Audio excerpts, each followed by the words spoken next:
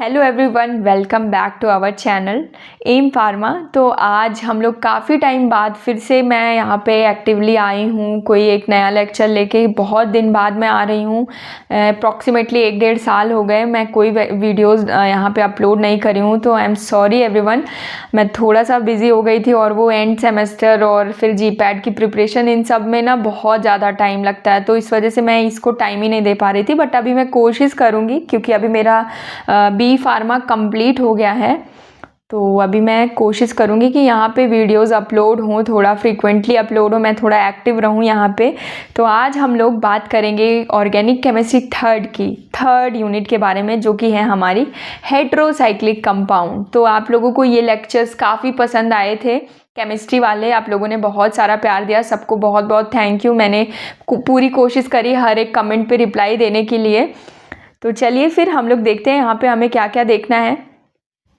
तो यहाँ पे हम लोग देखेंगे नॉमेनक्लेचर एंड क्लासिफिकेशन, मतलब जो भी हेट्रोसाइक्लिक कंपाउंड्स होते हैं तो उनका हम नॉमेनक्लेचर कैसे करते हैं और क्लासिफिकेशन कैसे होगा, वो सारी चीज़ें देखेंगे। और फिर देखेंगे हम लोग synthesis, reaction and medicinal uses of following compounds और डेरिवेटिव्स, जो कि है पायरॉल, फ्यूरान एंड थायोफिन। तो हम लोग 3 हेट्रोसाइक्लिक कंपाउंड्स के बारे में इस यूनिट में जानेंगे, जो कि है पायरॉल, फ्यूरान एंड थायोफिन। तो ये 3 कंपाउंड्स हैं, इनकी synthesis, reaction and medicinal uses, सारी चीज़ें यहाँ पे 1 बाय 1 देखेंगे। और लास्ट में हम लोग देखेंगे relative aromaticity and reactivity of pyrrole and furan and thiophene. तो यहाँ पे हम क्वेश्चन वाइज चीज़ें देखने की कोशिश करेंगे। और साथ ही साथ मैं एक और चैनल पे पढ़ाती हूँ, जो कि है ट्रिक फार्मेसी। हमारा बहुत ही प्यारा सा चैनल है ट्रिक फार्मेसी, तो आप वहाँ से भी हमारे वीडियोस को एक्सेस कर सकते हैं। वो चैनल बहुत ही प्यारा सा चैनल है, वहाँ पे सारे टीचर्स काफ़ी एफर्ट डाल रहे हैं। तो आप लोग अगर अभी मेरी वीडियोस देख रहे हो तो एक बार ज़रूर वो चैनल आप एक बार गो थ्रू करना और वहाँ से कोशिश करना कि आप बैच को ज्वाइन करो, क्योंकि बहुत अच्छा वो सर पढ़ाते हैं और वहाँ टीम बहुत ही अच्छी है। तो चलो फिर आगे हम लोग देखते हैं क्या पढ़ना है। ओके, तो सबसे पहला क्वेश्चन होने वाला है हमारा, classify heterocyclic compounds, discuss the nomenclature of heterocyclic compounds with suitable example. तो यहाँ पे हमें क्या पढ़ना है, हम सबसे पहले जानेंगे कि मतलब वैसे तो क्वेश्चन की शुरुआत हो रही है क्लासीफाई हेट्रोसाइक्लिक कंपाउंड, बट पहले हम जानेंगे तो कि ये हेट्रोसाइक्लिक कंपाउंड क्या है, देन ही तो हम जो है आगे बढ़ पाएंगे कि क्लासिफिकेशन पे ही डायरेक्ट कूद पड़ेंगे। नहीं भाई, यहाँ पे हम लोग बेसिक से स्टार्ट कर रहे हैं, हर एक चीज़ एकदम शुरुआत से बताने की कोशिश करूँगी। तो सबसे पहले जानेंगे हम लोग हेट्रोसाइक्लिक कंपाउंड्स क्या हैं। तो हेट्रोसाइक्लिक, तो यहाँ पे सबसे पहले इस वर्ड को हम लोग जब ब्रेक डाउन करेंगे तो ये है हेट्रो प्लस साइक्लिक। ठीक, तो हेट्रो का मतलब है डिफरेंट एटम। हेट्रो मतलब जैसे हम लोग पढ़े हैं ना, सॉल्यूशंस के बारे में पढ़ते हैं, तो हेट्रोजीनस सॉल्यूशन, होमोजीनस सॉल्यूशन, या sorry heterogeneous mixture, homogeneous mixture, ये टर्म ज़रूर आपको मिला होगा। तो वहाँ पे क्या होता है, होमोजीनस मतलब क्या होता है कि जब हमारा जो मिक्सचर होता है वो एक फेज़ में हो तो उसको हम होमोजेनस बोलते हैं, और अगर वहीं वो एक से ज़्यादा 2 फेज़ में है, लाइक सॉलिड और लिक्विड में है, तो उसको हम हेट्रोजेनस बोल देते थे। तो ऐसे ही यहाँ पे चीज़ें होने वाली हैं। यहाँ पे क्या होगा कि हेट्रो का मतलब यहाँ पे कोई एक चीज़ अलग होगी।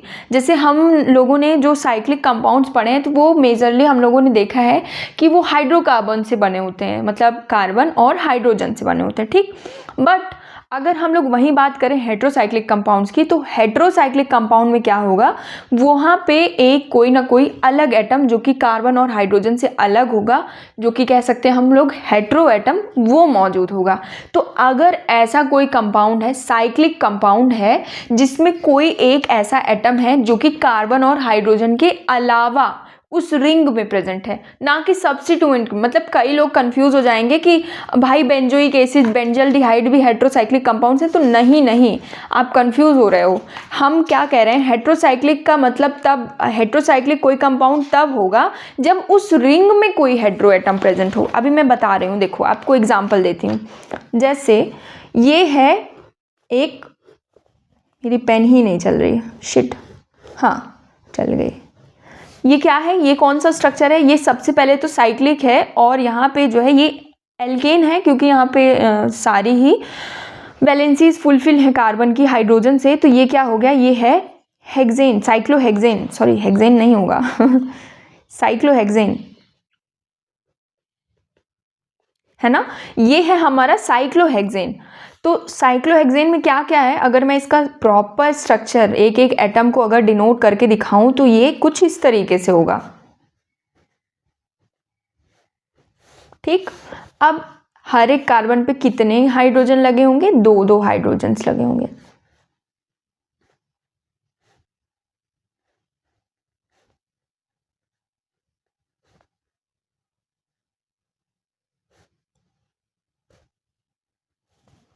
ठीक है।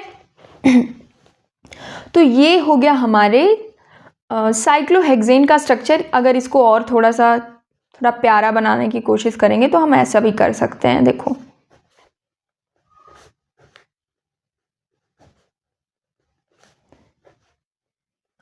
मतलब ओवरऑल मैं इस स्ट्रक्चर को बना के ये मतलब बताना चाह रही हूँ कि यहाँ पे या तो कार्बन प्रेजेंट है या फिर हाइड्रोजन। तो ये मतलब इस पोजीशन पे अगर कोई, जहाँ पे कार्बन लगा है, कार्बन की पोजीशन पे अगर कोई अलग डिफरेंट एटम आके अटैच हो जाएगा। अब डिफरेंट एटम कौन से हो सकते हैं, या तो वो ऑक्सीजन हो सकता है, या फिर वो नाइट्रोजन हो सकता है, सल्फर हो सकता है, फॉस्फोरस। ये कोई इनमें से कोई भी एटम अगर इस कार्बन की जो है जगह ले लेते हैं ना, तो वही बोला जाएगा हेट्रो एटम। यहाँ पे अगर ऑक्सीजन आ गया तो ऑक्सीजन इस रिंग में कैसा प्रेजेंट है, अगर ये स्ट्रक्चर हो गया, तब इस स्ट्रक्चर को हम लोग बोलेंगे हेट्रोसाइक्लिक स्ट्रक्चर, क्योंकि यहाँ पे एक हेट्रो एटम है, मतलब वो ऐसा एटम है जो कि अदर देन कार्बन है। तो यहाँ पे oxygen as a hetero atom present है। बट वहीं अगर हम ऐसा कोई स्ट्रक्चर बना दें, यहाँ पे भी ऑक्सीजन है, बट ये हमारा हेट्रोसाइक्लिक नहीं है, क्योंकि हमारी साइकिल में या रिंग में नहीं प्रेजेंट है ये ऑक्सीजन। यहाँ पे ये सब्स्टिट्यूएंट के तौर पे लगा हुआ है। और यहाँ पे ये CHO ग्रुप कैसे आया होगा, यहाँ पे एक हाइड्रोजन को रिप्लेस किया गया होगा इस ग्रुप से, तब आया है, ऐसा नहीं। यहाँ से कार्बन हटना चाहिए। जैसे इस वाली पोजिशन में अगर हम देखें ना, तो यहाँ से हमारा ऑक्सीजन, यहाँ कार्बन को रिप्लेस करके ऑक्सीजन आके यहाँ पे अटैच हुआ है, सॉरी, हाँ। तो यहाँ पे हमारा जो हेट्रो एटम बन रहा है वो है ऑक्सीजन, मतलब कार्बन यहाँ से चला गया और ऑक्सीजन यहाँ पे आ गया। ठीक, ऐसा कुछ हुआ तो ये हमारा एक हेट्रोसाइक्लिक कंपाउंड बन गया। तो मैंने कोशिश करी आपको ये हेट्रोसाइक्लिक क्या होता है ये चीज़ बताने की। ठीक है, अभी हम डेफिनेशन देख लेते हैं। तो heterocyclic compound is a cyclic chemical compound in which the ring contains at least one atom other than carbon such as nitrogen, oxygen, sulphur along with carbon atoms. तो यहाँ पे क्या कह रहा है कि अगर हमारा जो हेट्रोसाइक्लिक कंपाउंड है वो साइक्लिक केमिकल कंपाउंड होता है, और उसमें क्या होता है, जो रिंग होती है उसमें एटलीस्ट, मतलब 2 भी प्रेजेंट हो सकते हैं, 3 भी प्रेजेंट हो सकते हैं, लेकिन एटलीस्ट एक तो ऐसा एटम होना चाहिए जो अदर देन कार्बन हो, तब उसको हम बोलेंगे हेट्रोसाइक्लिक कंपाउंड। अब कौन से एटम्स हो सकते हैं, तो वो नाइट्रोजन हो सकता है, ऑक्सीजन हो सकता है, सल्फर हो सकता है, और हाँ साथ ही साथ वो रिंग ऐसा ना हो कि भाई हमने ओजोन का वो ये बना दिया, ये वाला स्ट्रक्चर, ये नहीं, ये हेट्रोसाइक्लिक कंपाउंड नहीं गिना जाएगा। ठीक, तो मतलब कार्बन भी प्रेजेंट होना चाहिए उस रिंग में, कार्बन मेजरली प्रेजेंट होना चाहिए, साथ साथ हमारा कोई एक डिफरेंट एटम प्रेजेंट हो, तब हम उसे बोलेंगे हेट्रोसाइक्लिक कंपाउंड। अब देखो यहाँ पे मैं एग्जाम्पल दिखा रही हूँ। यही 3 स्ट्रक्चर हमें इस वाले चैप्टर में याद करने हैं। पहला है पाइरोल, दूसरा है फ्यूरान, तीसरा है थायोफिन। तो ये 3 स्ट्रक्चर हमारे इस पूरे चैप्टर में अगर हम लोग देखेंगे ना, तो इनकी डिटेलिंग ही पढ़नी है। यहाँ सिंथेसिस, रिएक्शन, मेडिसिनल यूजेस, सारी चीज़ें इन्हीं तीनों के अराउंड रिवॉल्व होगी। तो हमें इनका स्ट्रक्चर हमेशा अच्छे से याद करके चलना है। और स्ट्रक्चर्स कैसे याद होंगे, तो स्ट्रक्चर याद होंगे प्रैक्टिस से। ठीक, तो प्रैक्टिस कैसे करनी है, हमें मेमोराइज करना है। कैसे, जैसे पाइरोल का स्ट्रक्चर एक बार देखो। अब हमें पाइरोल से क्या मिला कि पाइरोल में क्या है, 2 तो डबल बॉन्ड्स हैं और एक जो हेट्रो एटम प्रेजेंट है वो हमारा नाइट्रोजन एटम है। ठीक, और ये नाइट्रोजन के साथ एक हाइड्रोजन लगा है नाइट्रोजन की वैलेंसी फुलफिल करने के लिए। ओके, बट अगर वहीं फ्यूरान और थायोफिन की बात करें तो फ्यूरान में ऑक्सीजन लगा है और ऑक्सीजन के साथ कोई हाइड्रोजन एटम नहीं लगेगा, ना ही सल्फर के साथ कोई हाइड्रोजन एटम लगेगा, क्योंकि इन दोनों की वैलेंसी सिंगल सिंगल बॉन्ड से, 2 सिंगल बॉन्ड बनाने से ही इनकी वैलेंसी फुलफिल हो जा रही है। ये तो काफ़ी लंबा बात बता दिया मैंने, बस तुम्हें स्ट्रक्चर याद करना है, बस और कुछ नहीं करना। तुम स्ट्रक्चर याद कर लो, बाकी तुम्हारी और कोई हेडेक नहीं होनी है, ठीक। देखो मैं बताती हूँ। पायरोल आएगा तो हमारा आएगा नाइट्रोजन, फ्यूरान आएगा तो ऑक्सीजन, और थायोफीन आएगा तो हमारा क्या आएगा, सल्फर आएगा, ठीक। तो पायरोल का स्ट्रक्चर बनाएंगे, कैसे बनाएंगे, हम यहाँ पे लगा देंगे 2 डबल बॉन्ड्स, यहाँ पे नाइट्रोजन और नाइट्रोजन से लगा हुआ है एक हाइड्रोजन, ठीक। अब अगर हमें फ्यूरान का बनाना है स्ट्रक्चर, तो यहाँ पे हमारा एक हेट्रो एटम एज अ, जो हमारा ऑक्सीजन है वो as a hetero atom present है। एंड वहीं अगर हमें थायोफीन का बनाना है तो क्या करेंगे हम, 2 डबल बॉन्ड्स और एक सल्फर एटम आके अटैच हो गया तो समझ लो हमारा थायोफीन बन गया। तो इस तरीके से आपको क्या करना है, प्रैक्टिस करना है। सबसे पहले तो हम देख के स्ट्रक्चर बनाएंगे, फिर क्या करेंगे, हम ये मेमोराइज करने की कोशिश करेंगे कि अलग अलग स्ट्रक्चर्स का नाम क्या है और उन स्ट्रक्चर के हेट्रो एटम्स कौन से हैं। जैसे पायरोल, अगर कोई बोलता है पायरोल तो तुम्हें याद आना चाहिए nitrogen as a hetero atom. कोई फ्यूरान बोलता है तो तुम्हें याद आना चाहिए oxygen as a hetero atom. And वहीं कोई थायोफीन बोलता है तो तुम्हें याद आना चाहिए sulphur as a hetero atom. तब तो बात बनेगी, वरना तो तुम्हारा पढ़ना बेकार, ठीक। तो तुम याद कर लेना इसको, और प्रैक्टिस करोगे कैसे, स्ट्रक्चर बना के, और कैसे कर सकते हो। और अब हम लोग देखेंगे अपना क्लासिफिकेशन। तो आइए देखते हैं क्लासिफिकेशन ऑफ हेट्रोसाइक्लिक कंपाउंड्स, ठीक। तो heterocyclic compounds are classified on the basis of atom present in the ring. तो हम जो है यहाँ पे क्लासिफिकेशन किस बेसिस पे देखने वाले हैं, हम लोग यहाँ पे देखेंगे on the basis of the number of atoms present in the ring, कि 5 मेंबर्ड रिंग है, 6 मेंबर्ड रिंग है, कैसा क्या है, वो चीज़ें हम इस बेसिस पे हम अपना क्लासिफिकेशन करने वाले हैं। तो सबसे पहला है हमारा 5 membered heterocyclic ring containing 1 hetero atom. तो हम यहाँ पे कौन से स्ट्रक्चर्स देखने वाले हैं, हम 5 मेंबर्ड हेट्रोसाइक्लिक रिंग्स देखने वाले हैं जिसमें एक atom as a hetero atom present होगा, ठीक। तो ये है हमारा पायरोल। अभी हमने स्ट्रक्चर बनाया था तो इसको बार बार याद कराने की जरूरत नहीं। पायरोल में क्या होगा, nitrogen as a hetero atom present होगा और नाइट्रोजन के साथ एक हाइड्रोजन भी लगा होगा। बस पायरोल का ये चीज़ तुम याद रखना, ठीक। देन है हमारा फ्यूरान। तो फ्यूरान का भी स्ट्रक्चर मैंने अभी बनाया था, फ्यूरान और ऑक्सीजन ऐसा रिलेट करके चलो, ठीक। Thiophene, sulphur. तो थायोफीन अगर आया तो sulphur as a hetero atom present होगा। 5 मेंबर्ड हेट्रोसाइक्लिक रिंग की बात हो रही है तब। अब यहाँ पे क्या हो रहा है, यहाँ पे अभी तक हमने देखा था अनसैचुरेशन, मतलब डबल बॉन्ड्स प्रेजेंट थे, बट यहाँ पे है सैचुरेशन।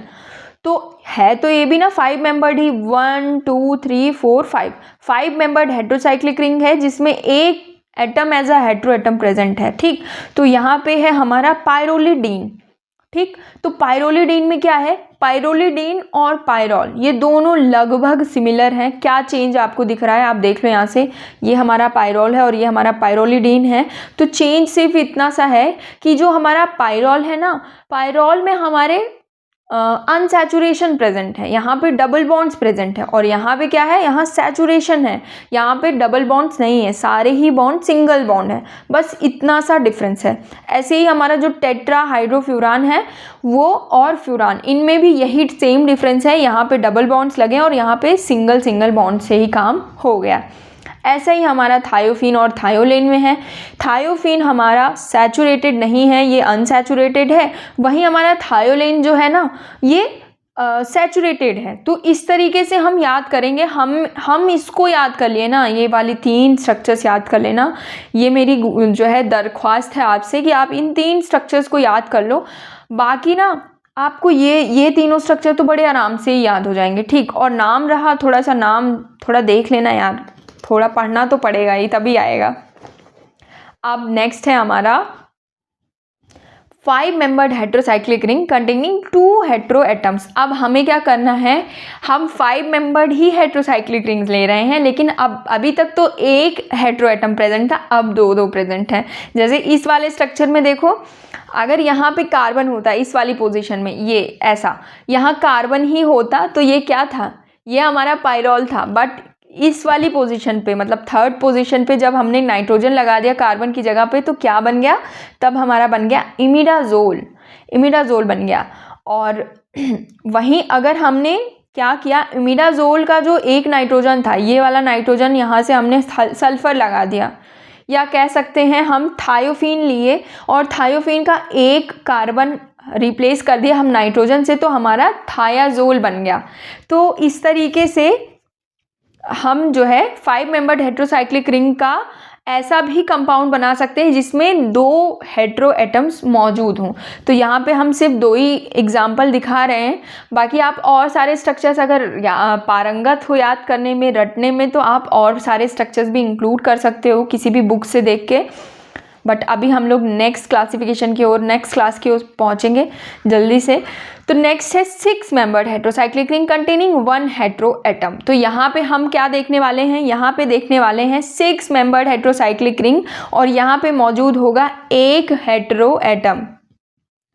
तो पहला स्ट्रक्चर है हमारा पायरीडीन। अगर पायरीडीन का स्ट्रक्चर देखा जाए ना, तो यहाँ कोई चेंज अगर आपको दिख रहा है बेंजीन और पायरीडीन में, तो क्या दिख रहा है कि इस वाले कार्बन, यहाँ पे अगर कार्बन होता ना, ये ऐसा यहाँ कार्बन प्रेजेंट होता, तो क्या ये बेंजीन नहीं है, ये बेंजीन ही है। बट वही है कि एक नाइट्रोजन आके जुड़ गया हाइड्रोजन कार्बन को रिप्लेस करके, तो हमारा स्ट्रक्चर पूरा अलग हो गया, यहाँ पे पायरीडीन स्ट्रक्चर बन गया। और वहीं अगर बात करी जाए पायरीडीन और पिपरीडीन में, तो पायरीडीन हमारा अनसैचुरेटेड है और पिपरीडीन हमारा सैचुरेटेड प्रोडक्ट है। ओके, तो यहाँ पे सैचुरेशन हो गया, मतलब सारे ही जो डबल बॉन्ड्स थे वो सारे सिंगल बॉन्ड्स में कन्वर्ट हो गए, तो ये हमारा पिपरीडीन बन के तैयार हो गया। और एक चीज़ और ध्यान देने वाली है, जैसे यहाँ पे नाइट्रोजन था, तो यहाँ पे तो कोई हाइड्रोजन नहीं लगा है, बट यहाँ हाइड्रोजन लगा, ऐसा क्यों? तो वो इसलिए कि नाइट्रोजन हमेशा 3 बॉन्ड्स बनाता है, और अगर यहाँ पे हम ध्यान दें तो 3 बॉन्ड्स हैं, क्योंकि यहाँ पे डबल बॉन्ड है और यहाँ सिंगल, तो 2 और 3। पर यहाँ पे क्योंकि इधर इधर सिंगल बॉन्ड थे, तो इसलिए यहाँ पे एक सिंगल बॉन्ड हमको हाइड्रोजन से बनाना पड़ा उसकी वैलेंसी को फुलफिल करने के लिए। ठीक, आई होप आपको ये चीज़ क्लियर हो गई हो। एंड नेक्स्ट है हमारी 6 membered heterocyclic ring containing 2 hetero atom. तो अभी तक हमने देखा, कौन कौन सी क्लास देखा, सबसे पहले देखा हमने 5 membered heterocyclic ring containing 1 atom as a hetero atom. फिर दूसरा था 5 membered heterocyclic ring containing 2 hetero atoms.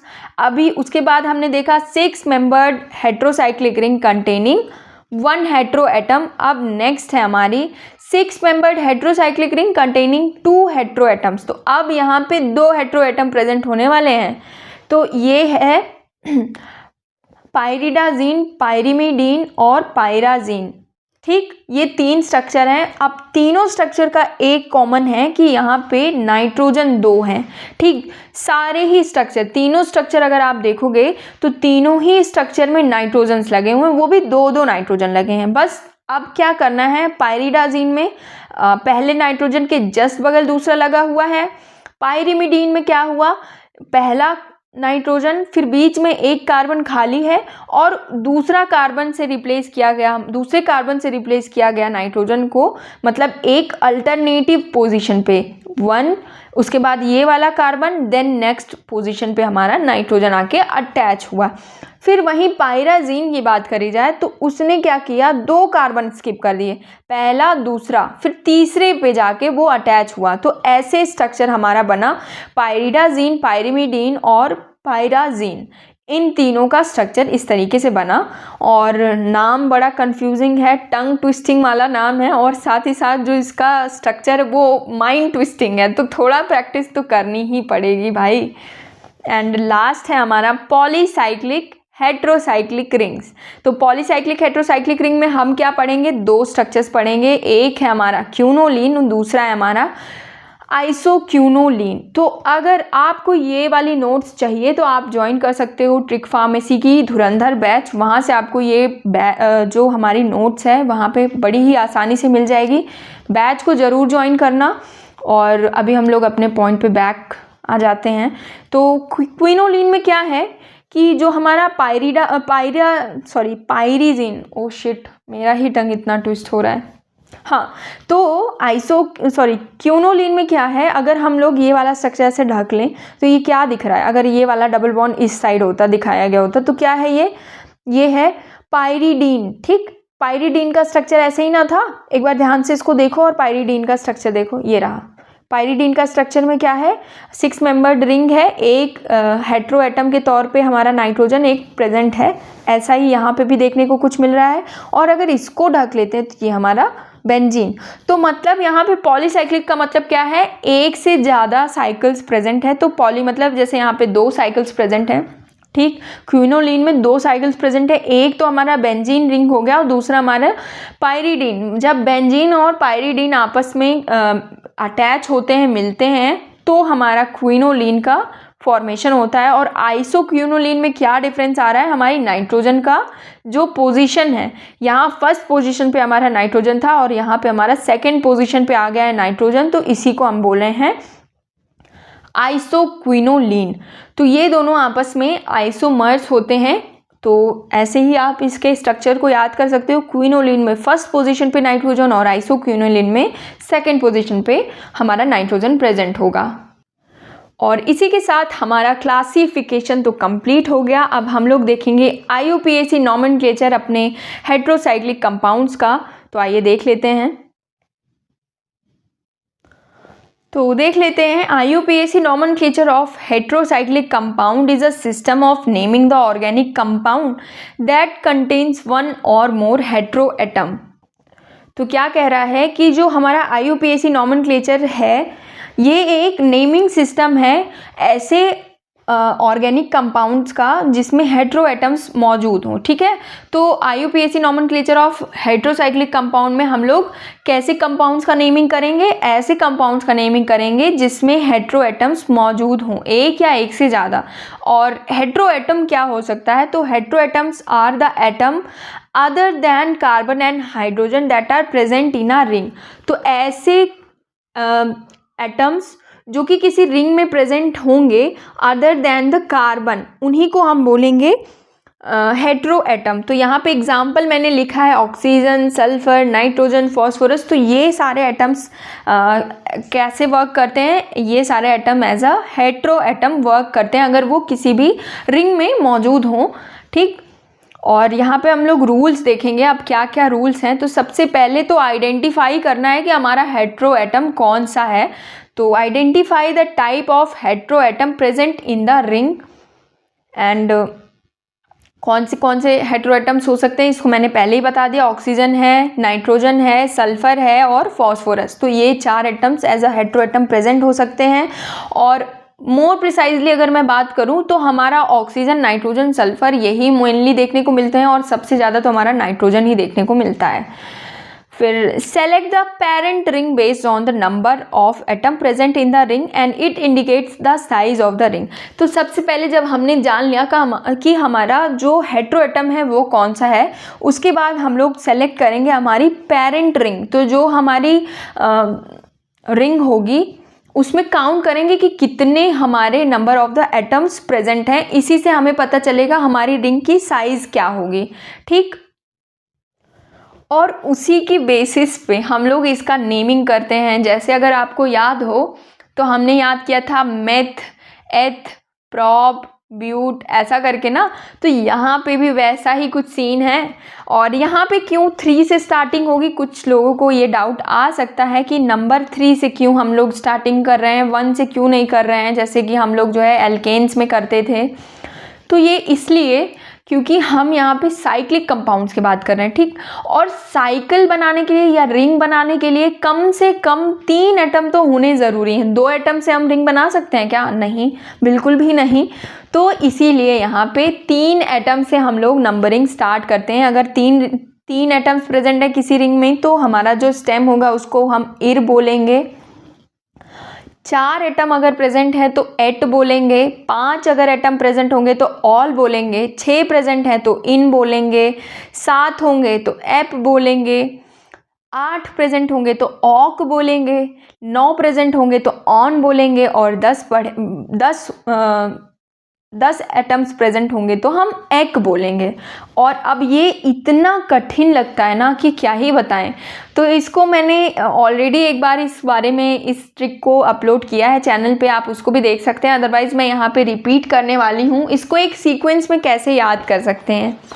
एक बहुत ही कठिन दवा का नाम सोचो और उस दवा का नाम है इरेटोलिन इपॉक ऑन एग।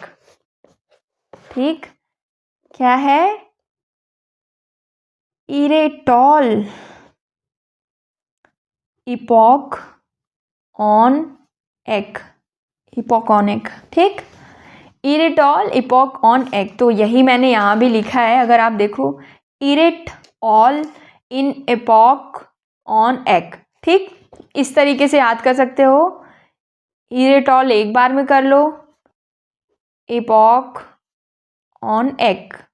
ठीक, इस तरीके से आप ये ट्रिक अगर फॉलो करोगे और इसको याद कर लो ऐसे। रुको मैं लिख देती हूँ, हिंदी में लिख देती हूँ एकदम। इरेटॉल इपॉक ऑन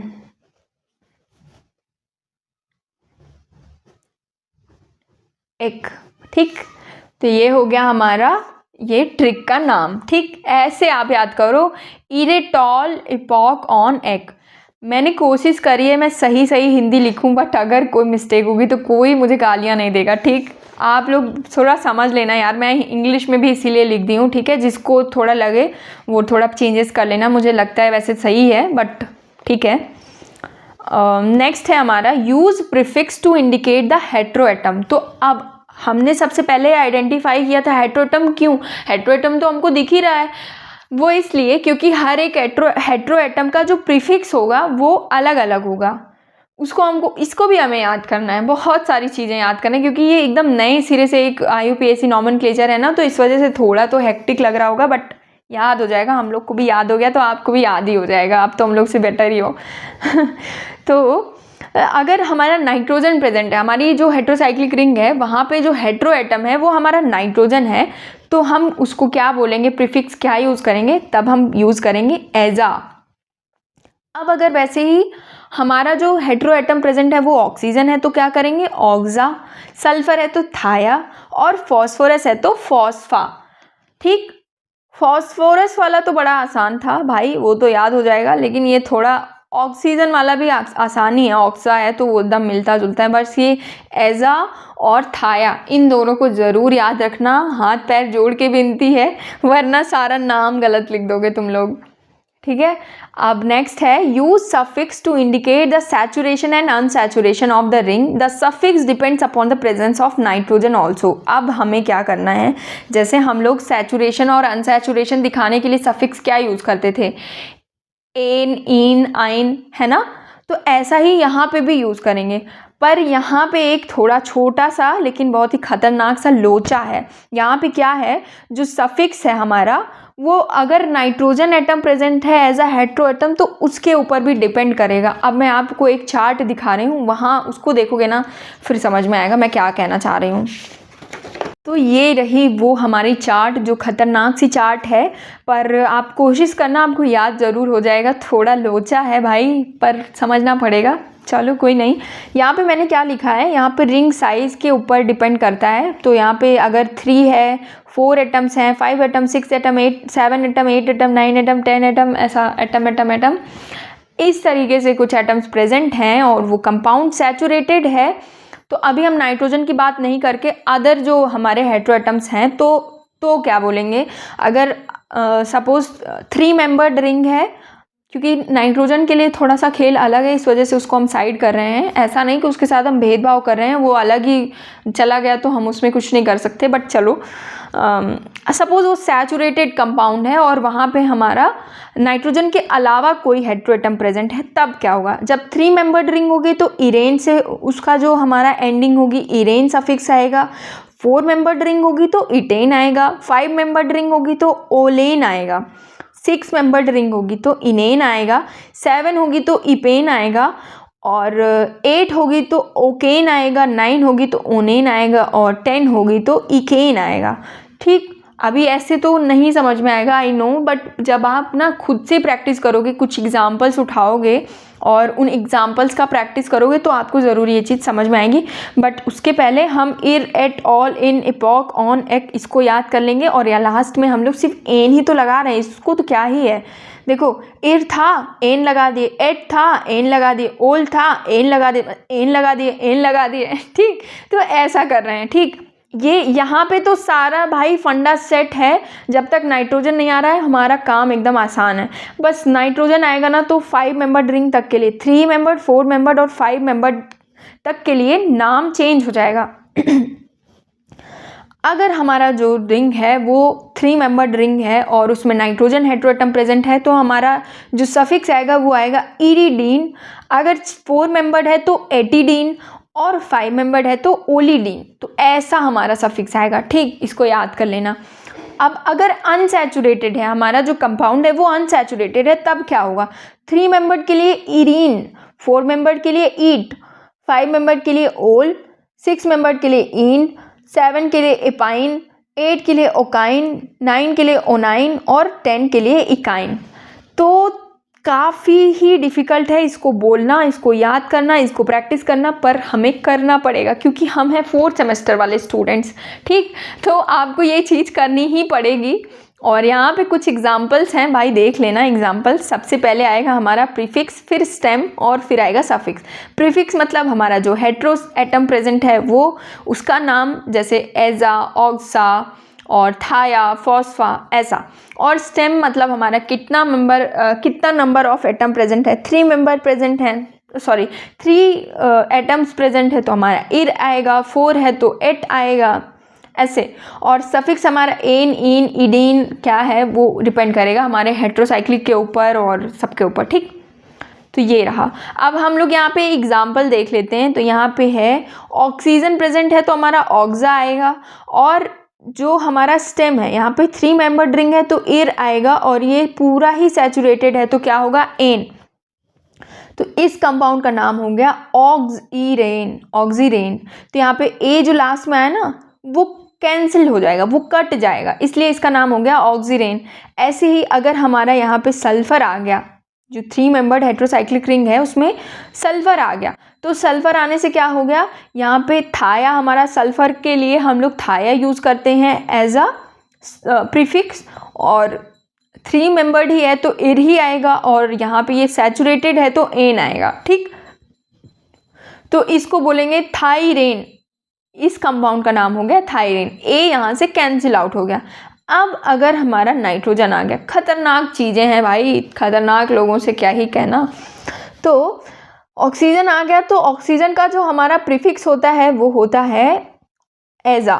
ठीक, तो ये एजा आ गया, और 3 है यहाँ पे नंबर ऑफ एटम्स तो ईर आ गया, और क्योंकि ये सैचुरेटेड है साथ ही साथ यहाँ नाइट्रोजन है तो यहाँ पे इडीन आएगा, इसलिए इरिडीन यहाँ पे आएगा। ठीक, तो एजिरिडीन, इसका नाम हो जाएगा एजिरिडीन। ठीक है, आई होप आपको एक चीज़ क्लियर हो रही हो। एंड ऐसे ही मैंने 4 मेंबर्ड के लिए भी लिया है, नेमिंग की है। तो ये है, अगर ऑक्सीजन यहाँ पे as a hetero atom present है, साथ ही साथ जो हमारे नंबर ऑफ एटम है वो 4 हैं, तो क्या होगा? तो यहाँ पे ऑक्सा आ जाएगा प्रीफिक्स, एट आ जाएगा हमारा स्टेम के लिए, और एन आ जाएगा क्योंकि ये सैचुरेटेड कंपाउंड है तो इसका नाम हो गया ऑक्सीटेन। ऐसे ही थाया ग्रुप अगर आ गया, मतलब sulphur as a hetero atom आ गया, तो क्या होगा?